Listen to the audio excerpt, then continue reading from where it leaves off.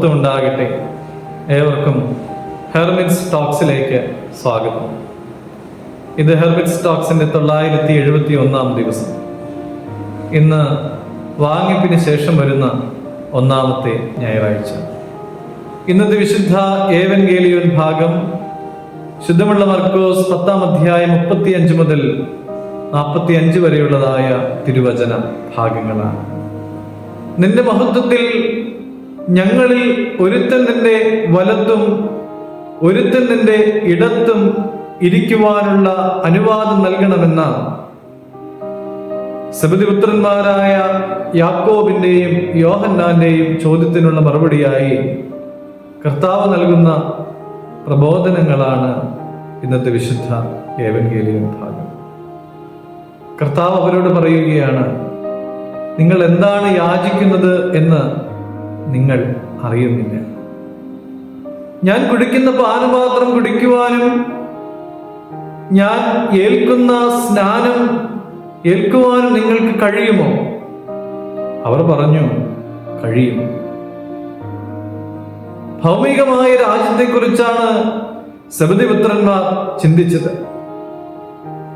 യേശുതമ്പുരാൻ യെരൂശലേം രാജാവായി ഭരിക്കുമെന്ന് അവർ നിരൂപിക്കുകയായിരുന്നു.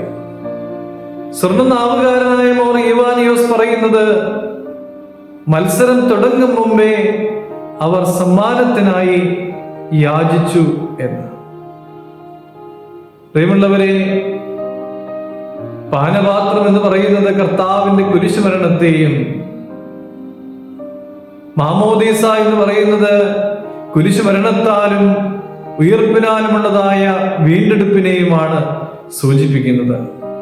ക്രിസ്തുവിനോട് ചേരുവാൻ സ്നാനമേറ്റവരായ നാം എല്ലാവരും അവന്റെ മരണത്തിൽ പങ്കാളികളാകുവാൻ സ്നാനമേറ്റിരിക്കുന്നു എന്ന് റോമർ 5-ാം അധ്യായം 3-ാമത്തെ തിരുവചനം നമ്മളെ ഓർമ്മിപ്പിക്കുകയാണ്.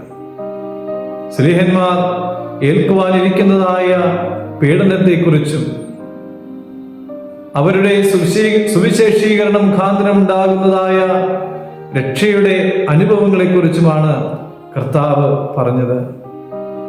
ഞാൻ കുടിക്കുന്ന പാനപാത്രം നിങ്ങൾ കുടിക്കുകയും ഞാൻ ഏൽക്കുന്ന മാമോദീസ നിങ്ങൾ ഏൽക്കുകയും ചെയ്യും. അത് നിശ്ചയമായ കാര്യമാണ്. ലൗകികമായ അധികാരങ്ങൾക്കും സ്ഥാനത്തിനും മഹത്വത്തിനും വേണ്ടിയല്ല ഒരു ശിഷ്യൻ യത്നിക്കേണ്ടത് എന്നും സ്വർഗരാജ്യത്തിന് അവകാശികളായി തീരുവാനത്രേ എന്നും ഈ വചനഭാഗം നമ്മെ പഠിപ്പിക്കുകയാണ്. ലൗകികമായ നേട്ടങ്ങളെക്കാൾ ഉപരിയായി ദൈവത്തിൽ നിന്നും നാം പ്രാപിക്കുവാൻ ആഗ്രഹിക്കേണ്ടത് സമാധാനം അനുഭവിക്കുവാനും അതിലൂടെയുള്ളതായ സന്തോഷത്തെ പ്രാപ്തമാക്കുവാനും വേണ്ടിയിട്ടാണ്.